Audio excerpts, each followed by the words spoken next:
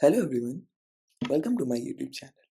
So in this video, I will discuss about generative AI. I will cover topics like what is GenAI, what are LLMs, different kind of LLMs which are available in the market, then terms like what is context window, hallucinations.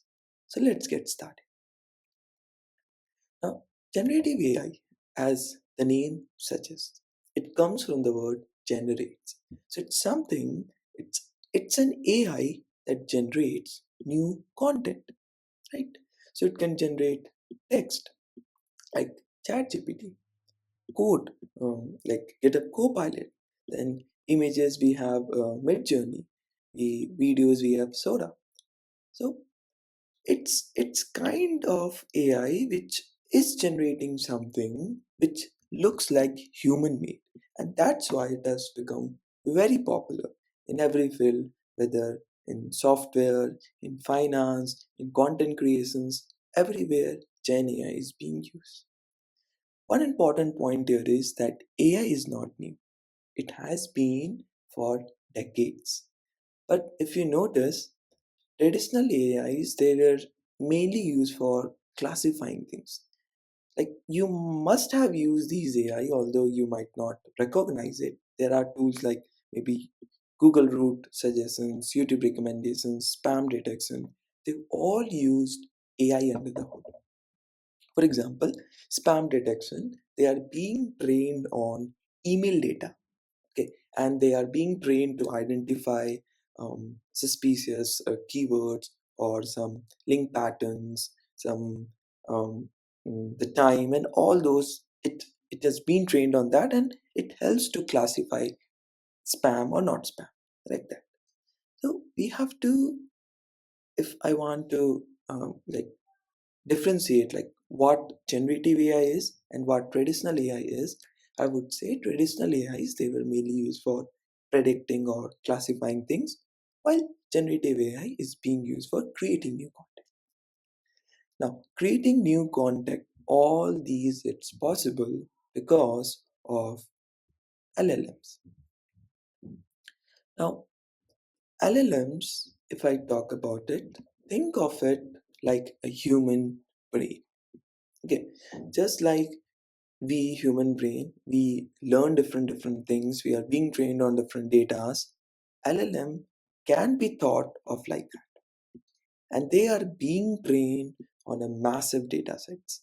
Different companies might be using different sets of data to train it. These data could come from websites, from articles, books, all those. If I talk about the job of LLM, the job of LLM is to just predict the next token. Token is not a word, it can be a part of a word like that.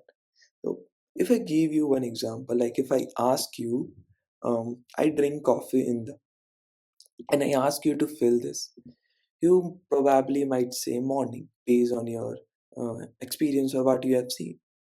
LLM does the same thing. It just predicts the next token and then the next token and so on. And in this way, it generates the whole paragraph, whole essays, the entire code, and so on. This is what LLM is. Now, let's talk about what are the different kinds of models which are available. Most of this you might have heard of these ones. Now, GPT models. To understand that GPT is a model while Chat GPT is a product. Okay. Through GPT, through Chat GPT, you can access the GPT models. So this is by OpenAI. Now you can further see that GPT has a lot of models, GPT 4.2, then GPT 5, GPT 5.2. So these are all like these are the naming conventions that they use. The higher the number, like generally it's the models are getting better and better each day. Then there are some by Anthropic. This Claude, this is very famous in software fields. A lot of people use this Claude. It has also like Opus, Haiku, a lot many are there. Then we have Gemini by Google and Grok by X. The important point here is these are all closed. Close, I mean, they are all proprietary.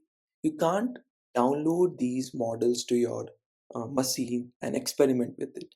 If you want to access them, you either access them through their interface like ChatGPT or Gemini web interface, or through the API keys, right? But there are certain open source models. I have listed only four of them, but there are lot. Okay, these are all open source.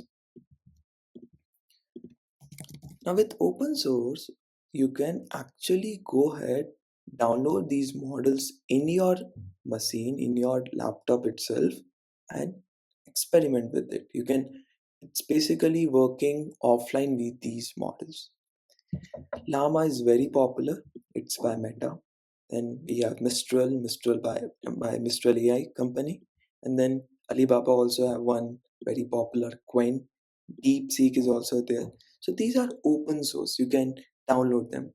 And LLaMA is one tool. It's a website. Through that, you can actually download these models. Not going to discuss about LLaMA in this video. We'll cover in some other videos. So this is about different models. Now let's try to understand few more terms which are widely used in LLMs. First is context. Now context is very important when you are using LLM. If you want to have a good answer from LLMs, from ChatGPT, from Gemini, always provide a good context. Let me give you an example. Suppose I ask you what is Python. And you are you're giving interview, and if you say Python is a snake which are commonly found in forest, this is this is not relevant, because the context is interview, it's a software interview. So what I'm expecting from you, that you will give me answer that Python is a programming language. So this is how context is being. So that's why context is very important. Similarly, LLM, if they don't have the right context, it will not give you the answer that you want. So always focus on providing better prompts, giving better context so that you can get good output from the LLMs. Second important point is that LLMs don't have unlimited memory. So what I mean by that is, see, when you talk to the LLMs and you have a very long conversation, the old one, the LLM might forget that. So those contexts are being lost. So there, what we call is context window. So this is like, you can think of it like that, ki till how much it can remember. Like these mini conversations, 10 conversations, 20 conversations, how much it can remember.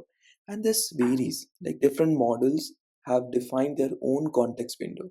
Of course, if the model is better or you are using the pro version, they provide better context window. Okay. So this is what context intelligence is. Then going to hallucinations. It's seen a lot of time, even you might have experienced it. So what happens, sometimes you will see LLM is generating an answer that looks okay, it looks perfect, it looks correct, but factually it is wrong.